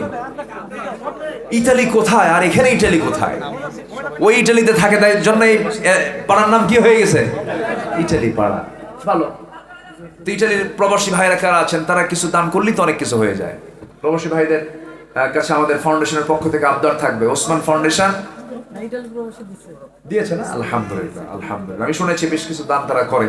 আল্লাহ তুমি তাদের সকল দানকে তুমি আল্লাহ কবুল করে। যুব সমাজের মধ্য থেকে এইচ এম এরশাদ বিশ্বাস অনেক বড় অবদান রেখেছেন। আল্লাহ তুমি তার অবদানকে তুমি আল্লাহ কবুল করো। জোরে বলি আল্লাহুম্মা আমিন। আসেন আমরা আর সময় ক্ষেপণ না করি, মাহফিলের সৌন্দর্য রক্ষা করি। আমরা দোয়ার দিকে যাচ্ছি। আমরা চাইবো কার কাছে? আল্লাহ। আচ্ছা, সাদিপুর একটা এলাকা আছে, সাদিপুর চেনেন তো নাকি? সাদিপুরে একটা মাহফিল। ও, কুষ্টিয়া জেলা? তাহলে তো অনেক দূর। খুব সুবিধা। জি, পাবনা কুষ্টিয়া পাশাপাশি, মাঝখানে নদী, না নদীর চড়ে পাশেই সাদিপুর একটা মাহফিল আছে আগামী 7ই নভেম্বর। আসবেন কুষ্টিয়া নিবাসী আমার খুব অনুজ, আমার খুব কাছের আমির হামজা, চেনেন আপনারা? আসবেন সেখানে মাহফিল জুমার পর দিনের বেলা। ও তো আলেমের দিন, ও দিনের বেলায় করে।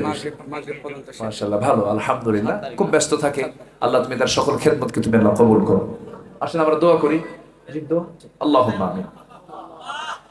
রব্বানা যালামনা أنفسنا وإن لم تغفر لنا وترحمنا لنكونن من الخاسرين لا تزغ قلوبنا بعد إذ هديتنا وهب لنا من لدنك رحمة إنك أنت الوهاب গভীর রাত নিঝুম রাত জীবন রাত্রিতে চাঁদের মতো হাজারো মুসলমান নরনারী নিয়ে তোমার কালামের দু তিনটা আয়াতকে সামনে রেখে ইবাদত কবুলের শর্তগুলো কি এই বিষয়ে কিছু কথা বলার চেষ্টা করেছি।